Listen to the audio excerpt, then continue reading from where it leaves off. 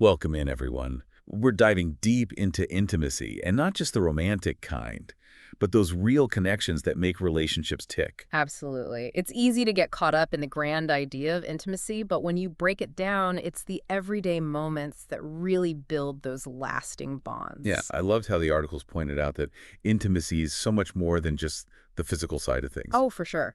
One article described it as that feeling of closeness, a feeling emotionally supported and truly understood, like having that safe space to really share your hopes, your fears, your dreams, basically your whole self without worrying about being judged. It makes you think about how you can have incredible chemistry with someone, but still feel emotionally distant, right? Absolutely.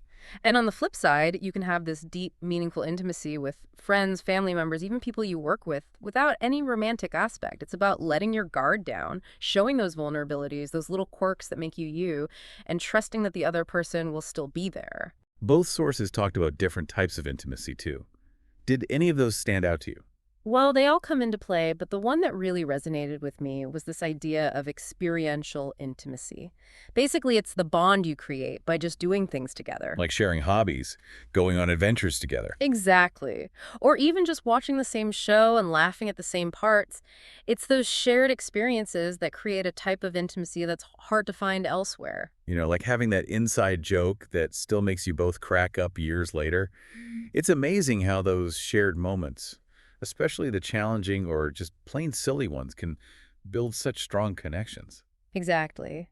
When you try something new together, there's that natural vulnerability, that willingness to just be yourselves outside of your everyday roles. You see each other in a new light, and those experiences, especially the slightly disastrous ones, create lasting It's memories. like this suggestion from one article, Yeah. be bad at something new, together. Right.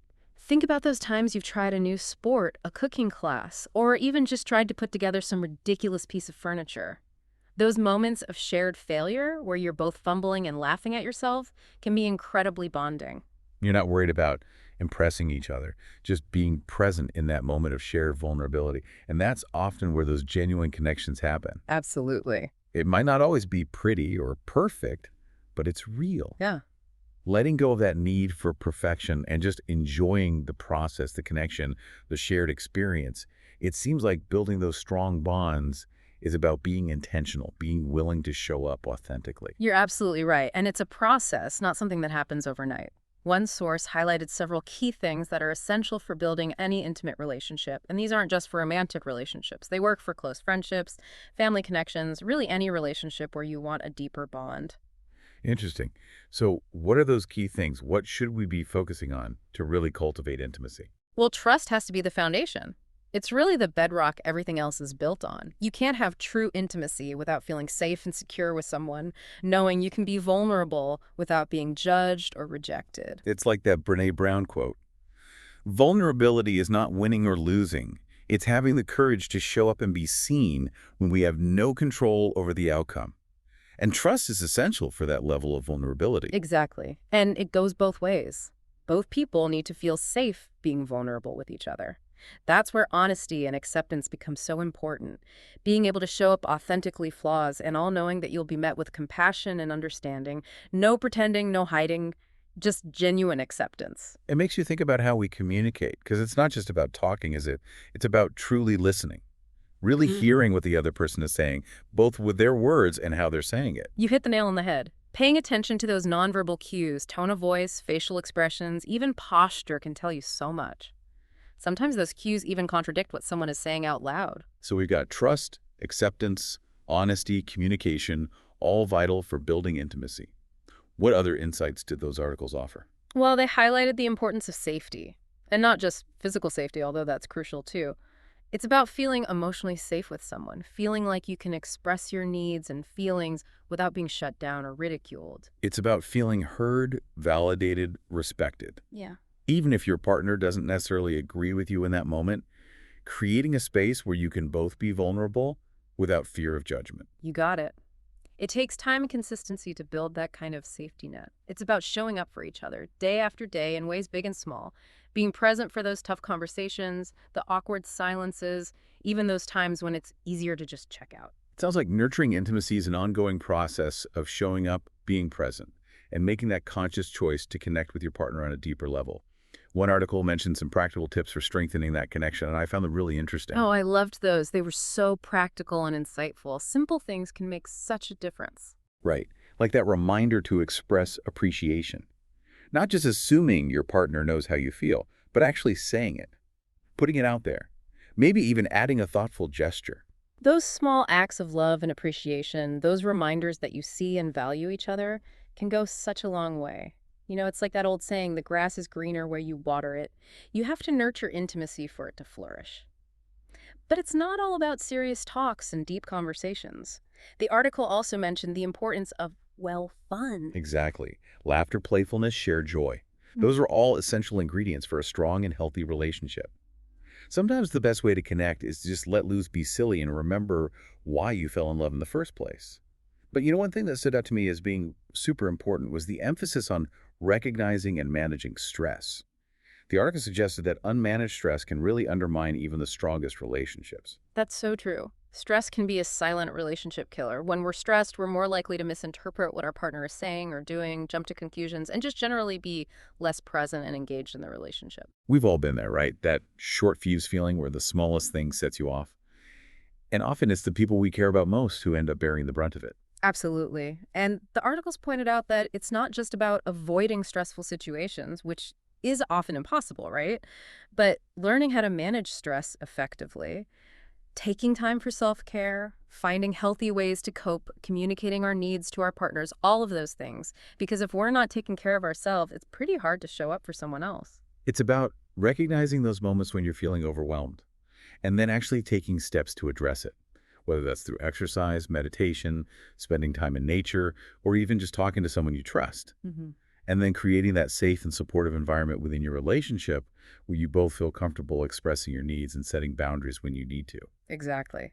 And that ties into another important aspect of intimacy that came up in the articles, respecting each other's individuality. Because intimacy doesn't mean you become completely enmeshed with the other person and lose your own identity. Healthy intimacy thrives on individuality, doesn't it? It really does. Healthy intimacy is about appreciating those unique qualities in your partner, even their flaws. Let's be real for a sec. No one's perfect, right? If you're expecting perfection, you're setting yourself up for disappointment. It's about embracing those imperfections and loving them even more for it. But it does make you think. Relationships can get stuck in a rut if you're not careful, especially when you get comfortable with the routines of life. How do you keep things fresh and exciting? You've hit on a challenge a lot of couples face. One article suggested making an effort to continuously learn new things about your partner, even after years of being together, because people change, their interests evolve, and there's always something new to discover if you're willing to look. And that takes a sense of curiosity, a desire to stay engaged and interested in their world. One of the articles had some really great conversation starters to help spark deeper conversations. Things like, what's a dream you've always had but haven't gone for? Or what's something you've learned lately that surprised you? Those are so good. Simple but powerful questions that can open up those meaningful conversations, help you see each other in a whole new light. It's easy to fall into those patterns, talking about the same things, focusing on to-do lists and logistics instead of really connecting. Sometimes we just forget to make space for those deeper conversations. But it doesn't always have to be serious, and deep does it. Sometimes those most meaningful connections happen when you're just being silly, sharing a laugh, or reminiscing about a shared memory. Exactly. It's about creating those moments of shared joy and connection, whether that's a spontaneous dance party in your kitchen, a silly inside joke you share, or a heartfelt conversation about hopes and dreams. It sounds like intimacy needs that balance of intentionality and vulnerability with a good dose of humor to keep things light. Yeah. It's about showing up authentically and making space for those meaningful moments to happen. I love that. And remember, this isn't just about romantic relationships. These ideas apply to friendships, family, any relationship where you're looking for that deeper connection. That is so important to remember. One source talked about how intimacy shows up in friendships, family dynamics, even with colleagues. It's about bringing that same intentionality and being present in all our relationships, not just the romantic ones. Exactly. With friends, it might be that shared history, inside jokes, that feeling that you can be yourself without judgment. With family, it could be unconditional love and acceptance, that sense of belonging and shared history. Even at work, building trust and open communication can make a huge difference. It's not about being best friends with everyone, right? But about creating those genuine and respectful connections.